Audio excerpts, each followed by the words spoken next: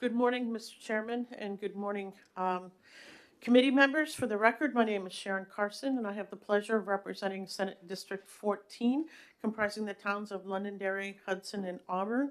And I have this morning for your consideration Senate Bill 398, which is relative to the building code and fire code enforcement. This bill replaces the Joint Committee on Code Enforcement with the Advisory Committee on State Building and Fire Codes, and establishes a grace period for the applicable state building code on building permit applications. I'm going to conclude my testimony. There are folks here from the Fire Marshal's office as well as the State Building Code Board who will be able to answer your questions much better than I can. So thank you all very much.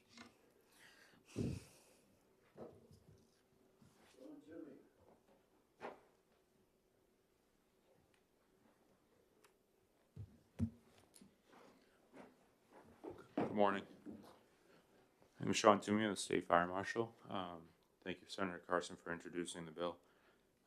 So the Joint Committee on Code Enforcement was established in 1999, and I looked back at some of the testimony, actually from former Marshal Bliss, and the intent at that point was to try to provide a mechanism to have all the different boards meet and discuss any sorts of concerns on the codes that try to minimize conflict. And we've over the last several years, I think we realized that this committee has kind of reached its end of useful life. It was pre the Building Code Review Board. It was pre a state building code, and the Building Code Review Board was formed in 2002 when the statewide building code was established. The Joint Committee on Code Enforcement hadn't met for over 5 years before June of 2018. When I came into the position of deputy in the State Fire Marshal's office, one of my tasks was try to get this committee back together again. We were successful for about a year to try to get the meetings back up and running, and each time we lose more and more people from just no interest in that committee.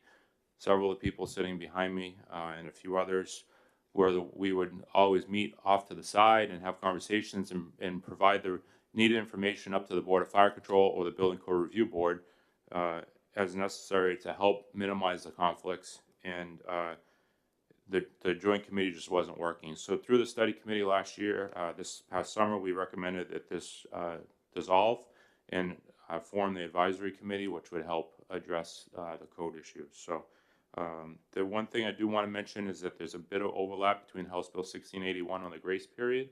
House Bill 1681 was heard earlier this week, and there was some discussion about the timing of that. So we have a 60-day from signing implementation for this bill if it were to be approved, and then there was a 6-month grace period, which would in effect create an 8-month grace period, which is not quite in line with what we talked about. So I think we just need to watch that. I just want to bring that to the for informational purposes at this point. So that's all I have at this point. If any questions, I'm happy to answer them. Probably one of them will need to be amended when we decide what we want to do. Whether we want to just pull it out and let the House bill deal with it, or if you want to. The understanding sorry, Senator. Thank you. Do you think it would be more appropriate to have it take effect upon passage and then have the 6-month waiting period? Would that work? That was the discussion earlier this week, was either do it a 4-month grace period or effective upon passage, and okay. then have but it still have it maintain the 6-month grace period. The original thought out of the study committee was that Senator Carson would deal with process and the House would deal with the codes, and I think somehow we overlapped a little bit, but it's good that we have it in there, which was definitely the intent. Okay, thank you.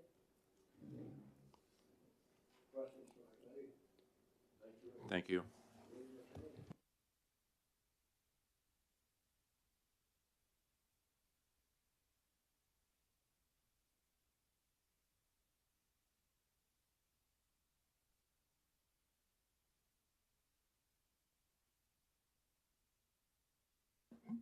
I thought it was. My mistake. Thank you.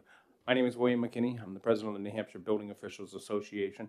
We represent over 200 building code officials, contractors, and licensed design professionals in the construction industry. New Hampshire Building Officials Association supports Senate Bill 398. and we hope to see its passage. As we consider the purpose of the Joint Committee on Code Enforcement, which this bill hopes to replace, the Joint Committee was established to help resolve sometimes very contentious disputes between building and fire code officials many years ago. It also was in part of solving some of the inconsistencies with various codes throughout the state. Much has changed over the past several decades. The Joint Committee Code Enforcement has served its purpose well, and other than on rare occasions, those conflicts no longer exist in the state. We still have some various pockets of code officials and fire officials not agreeing, but we've seemed to be able to play well in the sand together now. So code officials and fire officials are now working very well together and doing a very good job working with our legislature to get codes adopted in New Hampshire. It's time to move forward with the code adoption in New Hampshire, and Senate Bill 398 establishes a standing committee with this specific focus. There are other functioning committees, the Building Code Review Board, the Board of Fire Control, that communicate frequently and are now in the process and are key players in resolving any of the conflicts that we're seeing between any of the code officials in the state of New Hampshire. We also concur with Fire Marshal Toomey on our concerns with the 6-month grace period and the effective date, and we would support anything that would alter that so that we're actually dealing with an actual true 6-month grace period. And with that, I'll entertain any questions. Questions from the committee? Thank you. Excellent. Thank you.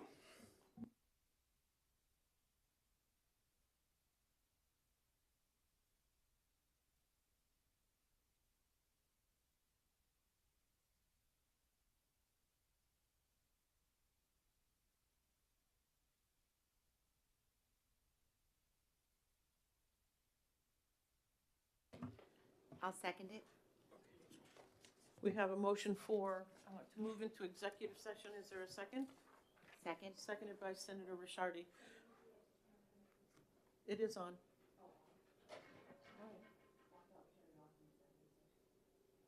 Well, we're right here in front of people, so it doesn't matter.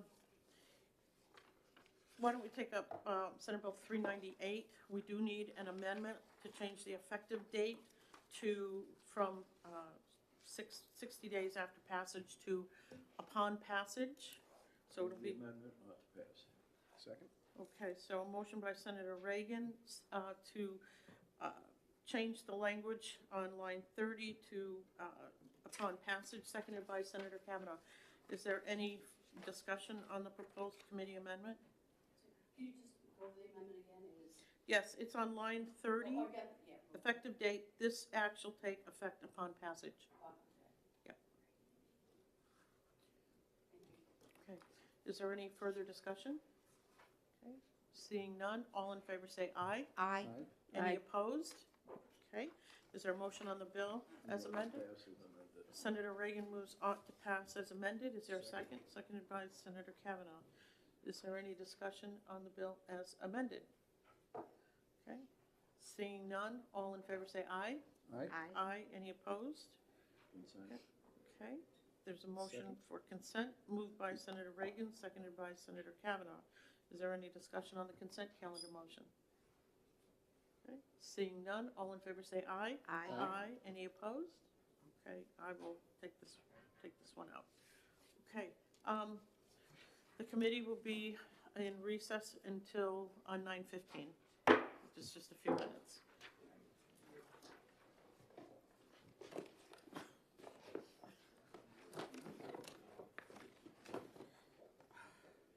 Look through these. Okay, let's see. So we can take out the ones. Oh. No, that's right. Did everyone get the copy of the amendment from Senator Rosenwald on the vaccine, on her bill 229? I I'm don't. seeing email. Okay. Yeah, you have it. I like You it have this it? way. 0401? I believe so. I left it on the desk. 229, you said? 229, yeah. I have it. I I assume I do, but I want to make sure. Have a copy for me. You might be able to do this one.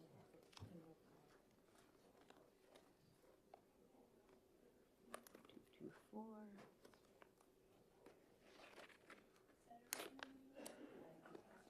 The one from Senator Rosenwald, it's on my desk. Oh, I have it. 0401. I have it too. Yeah, it dealt with pharmacy vaccines, the pharmacy technicians being able to vaccinate. I have the amendments. We can probably do that here. You know, I don't know, but this system works good for me with the folder in here instead of the flipping the page. I don't know if you want to try something different. This one works good.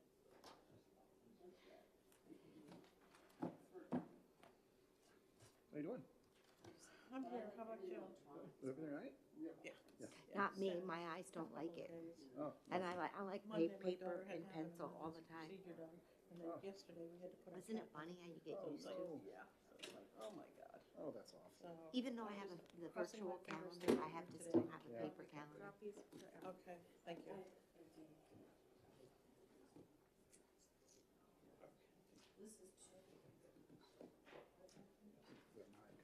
Oh, Just, I think it was full punch. I think that one back. I haven't even got it great. oh, okay, yeah, you can see that.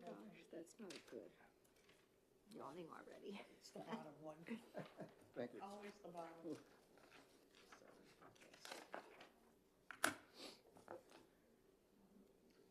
okay, we will be all set. Well, I call it, Apple time, right? yeah, I got 1 minute left. This shouldn't be. Lots of pass on 229? Well, no, we're not gonna go, we don't Oh, have time okay. to go into executive Oh, okay. session. We'll probably have time after this to go Okay. into executive session. Get as many out of the way as we can. Yeah, no Too kidding. early. I just want the committee to know, when we did 397 last week, the one that I brought in the compact on, there was some work that needed to be done on the first compact. So there's gonna be a floor amendment, they're drafting it up now. And you all have a copy of all the corrections that they wanted. So that's being done, so it'll be done on the floor tomorrow. and Perfect. printed.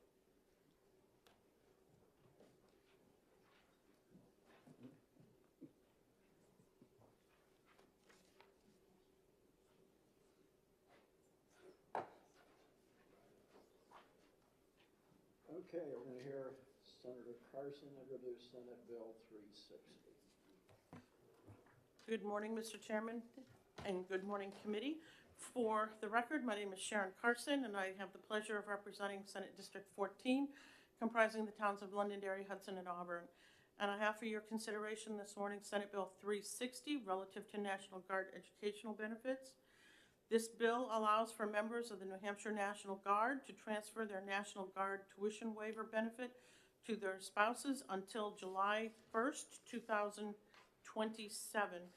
I'm going to conclude my testimony at this point. General Mckinney from the National Guard is here, and he will be able to answer your questions. Thank you very much. Let's hear from the general.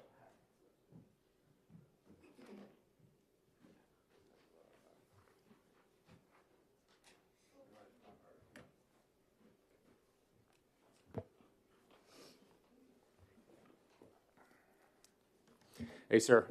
Mr. Chairman and members of the committee, thanks for having me here today.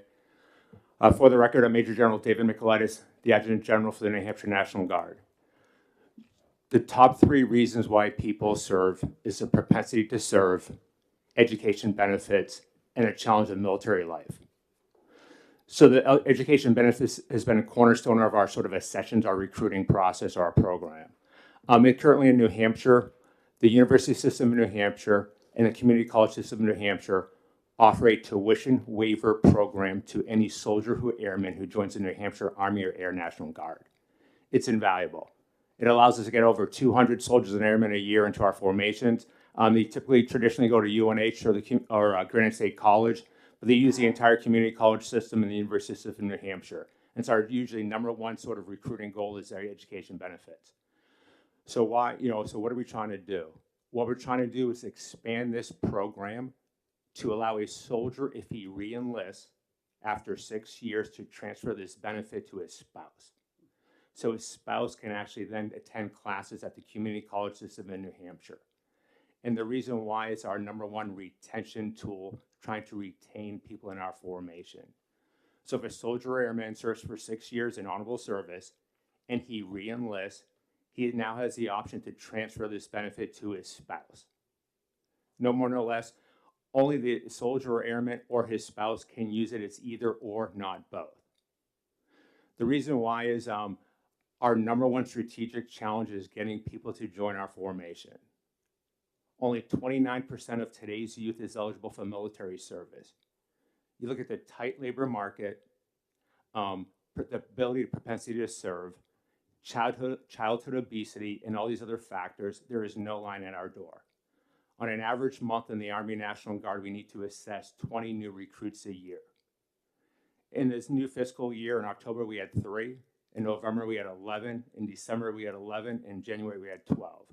Last week, we brought in 0 people into the New Hampshire Army National Guard. The people aren't there. We constantly struggle to fill our formation. And by doing this, we hope this will act as a retention tool. If you look at my testimony, the written testimony, and those 2 articles behind it, it talks about the entire Department of Defense and the challenges it's having in a COVID environment. During 2 years of COVID, the ability for us to fill our formations both on an active duty and the reserve component. So this is primarily a retention tool, as I said, to transfer that benefit specifically to their spouse. And we've collaborated with the community college system in New Hampshire. And subject to the questions, that's all I have. Thank you very much for your testimony this morning, General. Senator Kavanaugh has a question. Thank you, Madam Chair, and thank you, General. I still want to say hello and remember our days at Memorial High School. Yes. And graduated in '83. I was in '84. So Yep. It's good to see you. And I think this is great. I think it's a great tool to do this. The only question I have, why the effective date of 2027? Why so that far down the road? Yes, Senator, I'll let the community college system answer that. So when we were in discussions with them, we essentially thought of looking at this as a pilot program. Let's do this for 5 years, look at the data, see what the cost is, community college system in New Hampshire, because they're the ones offering the tuition waiver. So to assess the validity of it, is it working? And then if it is, then extend it into the future. Okay. Thank you. Senator Prentice? Thank you, Senator Carson, and General, thank you for being here today. So maybe I missed this, but why 6 years? Why not less? Is that just how it's always been built in the system? Like, to wait 6 years to transfer benefit, I think, for a retention tool, could we make it a shorter period of time? We could, but we don't think we want to. So what we're trying to do is, you're a soldier or airman will join us, say, age 18 to 20, generally speaking, to either go to college and get that benefit of the initial term of enlistment. So that's the hook. The challenge we have is we call what's called a career risk. How do we make a soldier or airman stand for 20 years? So the 6 or 10 year point of that person's career, they then make a decision. Do I want to keep this? Do I want to stay this as a career? Now my civilian job is going extremely well. I might be a mid-level manager, so I want to stay there. Or I got married and I'm starting a family and I can't afford the time as a part-time citizen soldier, which 2/3 of our force is, to make that commitment.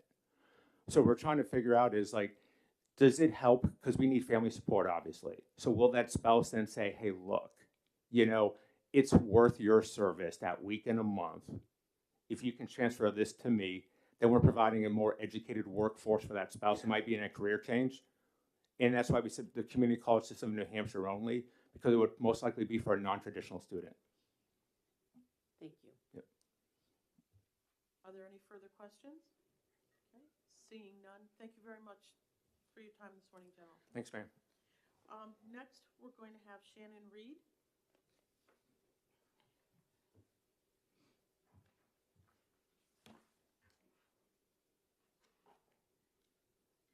Good morning, Senator Carson. Good morning, members of the committee. My name is Shannon Reed. I'm the Director of Government Affairs for the Community College System of New Hampshire. I'm very pleased to be here this morning in support of SB 360. The underlying waiver that's already in statute allows eligible members of the National Guard to take courses tuition-free in state-supported institutions of public higher education. This waiver transfers that benefit to the Guard member's eligible spouse. The Guard proposed this change to the community college system as a means to provide additional incentive for recruitment and particularly retention, as you heard from the general of Guard members. A little bit of background, this waiver has been in place since 1996. It's been modified and extended a few times since then. All 7 of New Hampshire's community colleges participate, and courses taken pursuant to this waiver typically cover a very broad spectrum of curriculum. Everything from IT, nursing and allied health, the physical and social sciences, humanities, advanced manufacturing, math, business, really any type of course we offer has been utilized pursuant to this waiver. To give you a sense of scale, in the last 5 years, the amount of tuition waived annually by the community colleges through this program has ranged from about $260,000 a year to $140,000 a year over the last 5 years.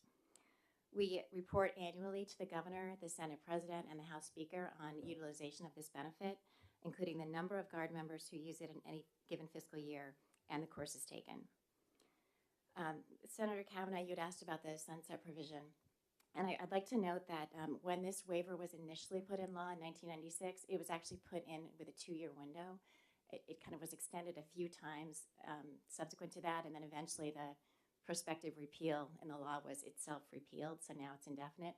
But we looked at this as an intentional way for us to kind of reassess at a certain point in a few years down the line how it's working.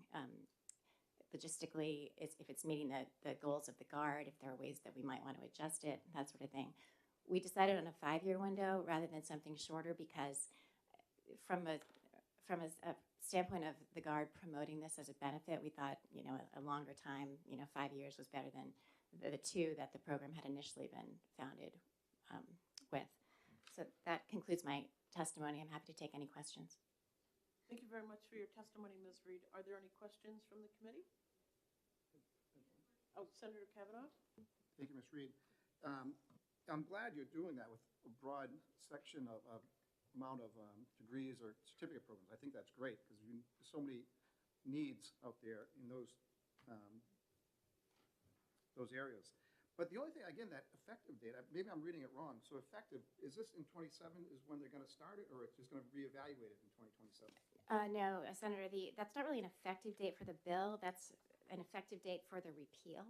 So the bill okay. is effective. If you look at line 29, the effective date of the bill is 30 days after passage, so nearly immediately. That's great then. There's a section, and this is just sort of mechanically the way they do it, there's a section in the bill that repeals it in 2027, and that section is effective Right, okay. Nope. in the I future. missed the 30 day. That's great. I think it's great. Thank you. Are there any further questions? Seeing none, thank you very much, Ms. Reed. The chair will call Kevin Grady.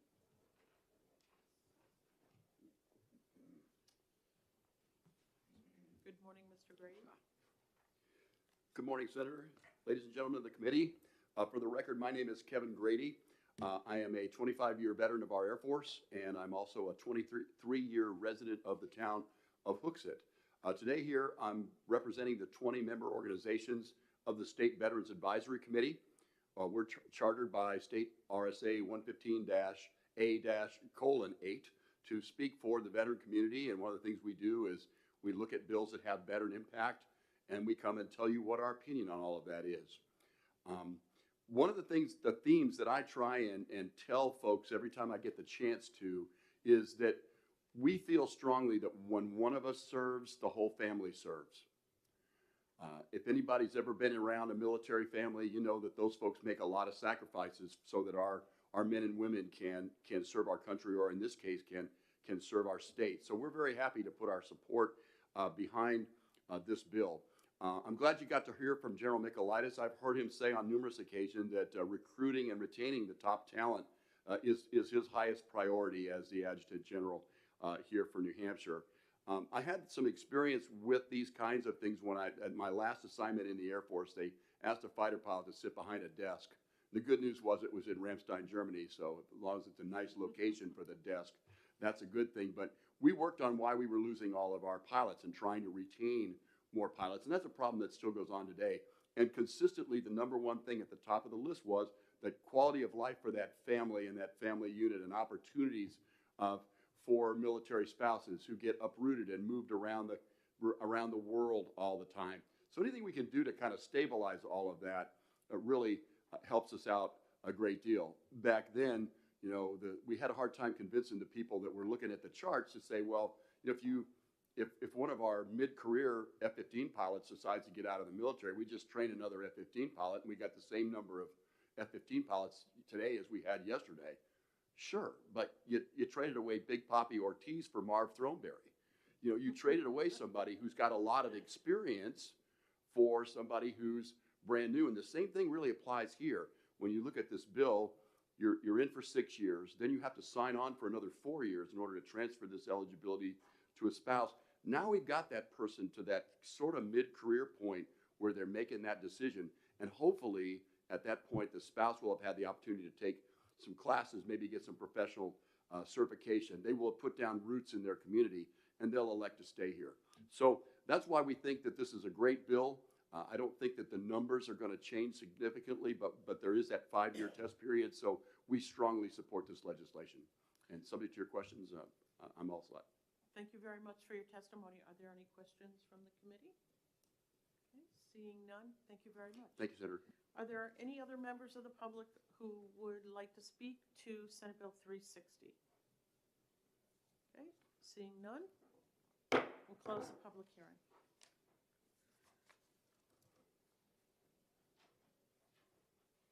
We got 2 minutes, we can wait. Okay. Okay. Well, we have 2 minutes. You guys, do you want to?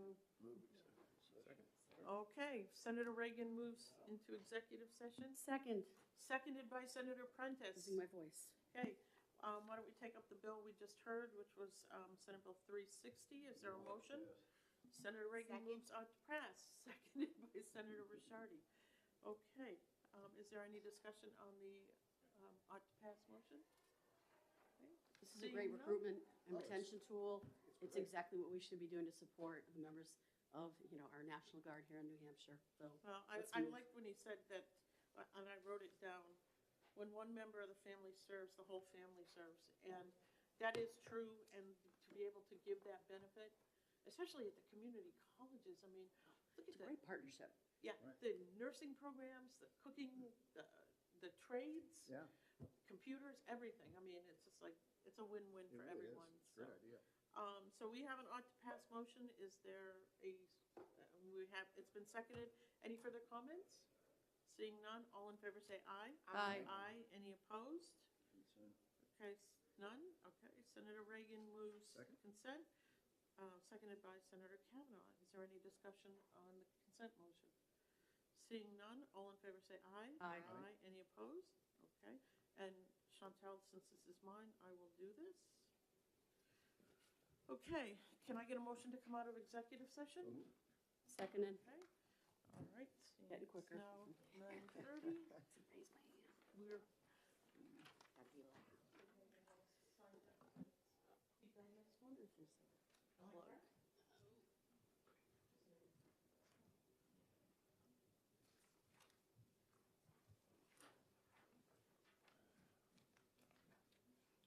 The committee will hear from Senator Carson, the prime, Senate Bill 358. Thank you very much, Mr. Chairman. Again, for the record, my name is Sharon Carson, and I have the pleasure of representing Senate District 14, comprising the towns of Londonderry, Hudson, and Auburn. And I have this morning for your consideration Senate Bill 358, which seeks to establish October 2022 as Eczema Awareness Month. This bill was originally filed in the 2020 session, but as you all know, we went into the pandemic and we were not meeting, and decisions were made, and this bill eventually just died on the table. It did pass out of this committee with a positive vote, so my constituent, who is not able to be here today, asked me to bring this forward again. We all have heard of eczema. You might have seen some of the commercials on television, but I don't think people really understand what the impact is and what people go through when they have a debilitating case of eczema, as my constituent's son had. And I know Senator Kavanaugh and Senator Reagan, you were there and heard the testimony. It can lead to other types of problems, secondary infections, and other types of illnesses. And what this bill seeks to do is to raise awareness that eczema is an issue for a large number of people, not just any particular age group. Some of the testimony that we heard, 31.6 million people have eczema. Most people think it's just a dry patch of skin, but it really impacts the entire body. It can cause a lack of sleep, mental health issues, and increased health care costs. There is no cure for eczema. And some of the testimony, especially from the young man, was very, very moving about how this has really affected him.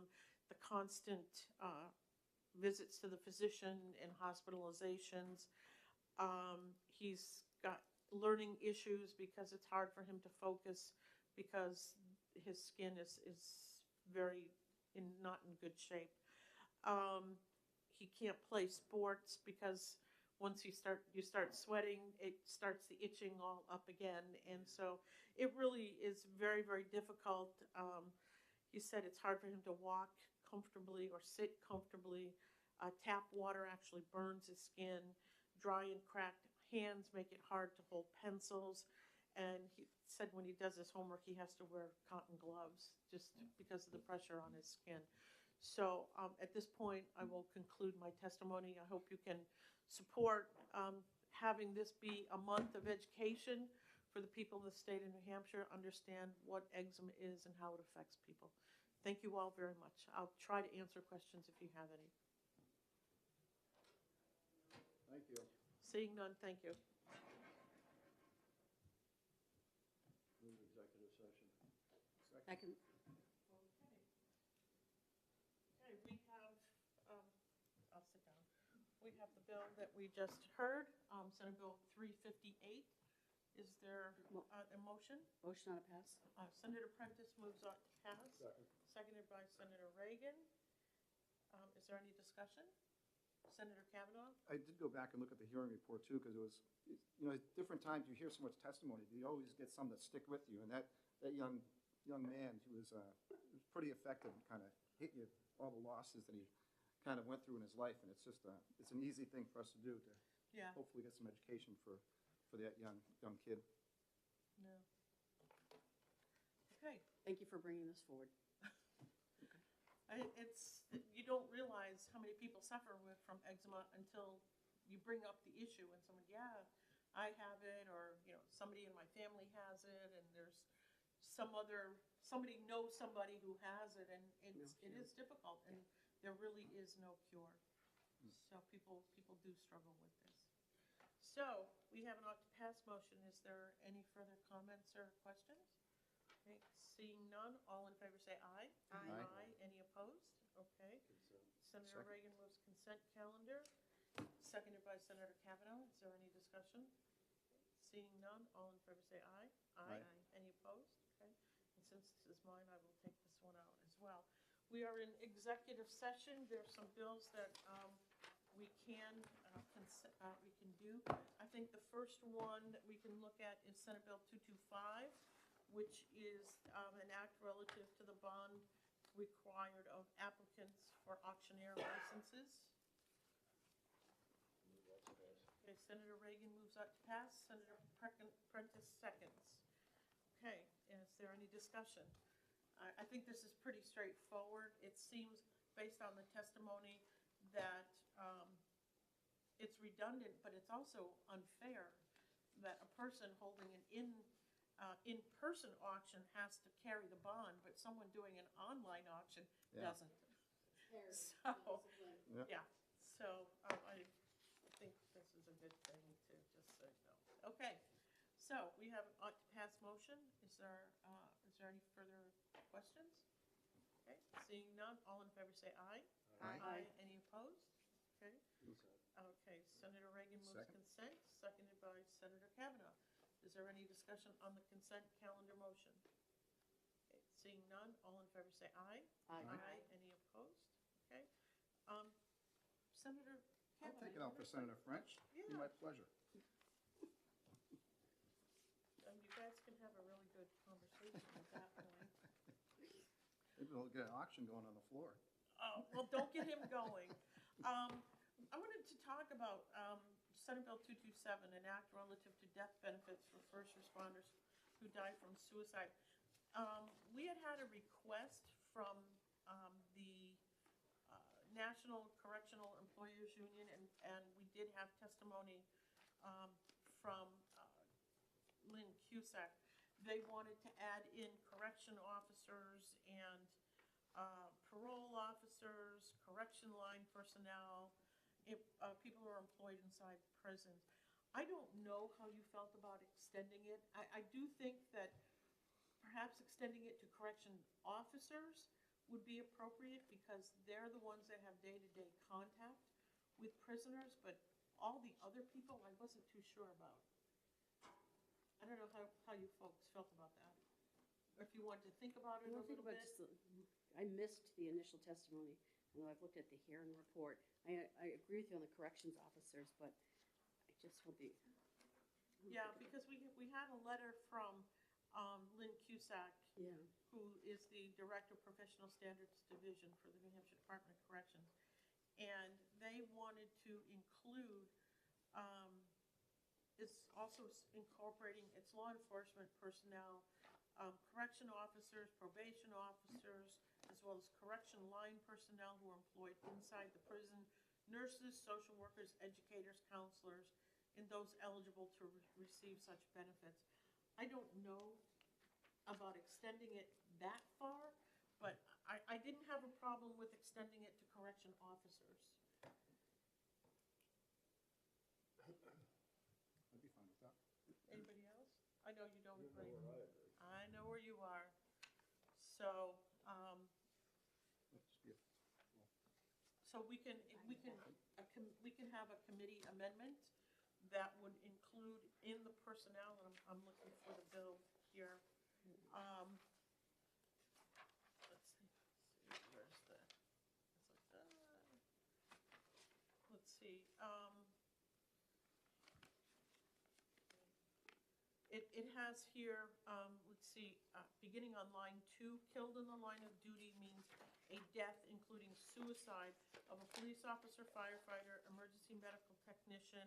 I would recommend that we get rid of the word or. We do have a comma there, and so it would say emergency medical technician, rescue squad member, or a correction officer, a corrections officer. So that would be the change. While in the performance of his or her duties as a result of incident, accident, or violence causing death or injuries, which are the direct or approximate cause of death. So that would be the proposed amendment. What? So, Do you need to pass yeah, the we do. amendment? Want to pass the amendment? Passed by Second. Senator Kavanaugh, seconded by Senator Rishardi. Is there any further discussion on the proposed committee amendment? I'm just curious what anybody thinks this benefits. I don't think I understand your question, Senator. What's the benefit to anybody out of incentivizing someone to kill this man? Well, I think, Senator, I think there's a fundamental disagreement that we have, that we don't see it as. Yeah, my mic is off. That this is not about incentivizing. You want it on? You want it on? Yeah, for the screen. Oh, okay, sorry. I don't believe that this is incentivizing someone to commit suicide. I think this is recognizing that the fact that people, especially our first responders, can be under a considerable amount of stress, and they deal with situations every day that are unfathomable to most of us, that we would just never think things would happen, and it does take a toll. We know that our first responders sometimes have issues with alcohol and self-medication, dealing with this. We've put programs in place to help them deal with stress, but for some people, it is overwhelming, and it overwhelms and overtakes their lives. And we don't want to see their families suffer. They're suffering enough as it is, and I just don't see this as incentivizing anything. It's us, the state, the government, recognizing that this is a problem, that there's a tremendous amount of stress in dealing with this issue. And sometimes, sometimes it does result in someone taking their own life, and we are putting measures into place now to stop that, to get them help, and not to ignore what's happening to them. So, again, I think it's just a fundamental disagreement that we just have. Okay, Senator Prentice? So, Senator Carson, I want to thank you for your comments, and I think you've hit the nail on the head.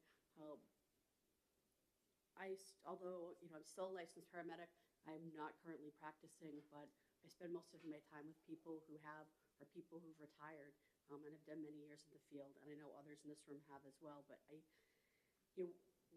have to get people the help that they need, and that doesn't get set aside while we're protecting them and their families. And we've seen it is now, in the early days when I was involved, it was just be tough about it. And now the real focus, and I've seen New Hampshire lead on this, especially at the Division of Fire Standards and Training and EMS, they are working to implement programs, actually they've got programs, and support our licensed providers so they're not ever in this position. But those two have not synced up, and we do have providers that have taken their lives in New Hampshire in the last 5 years. And on the national level, sadly, the number is growing, and if I have to come back with that number, I certainly will. But I think we've got to focus on treatment, but at the same time, protection. So thank you for your words. I wanted to add that, and yeah.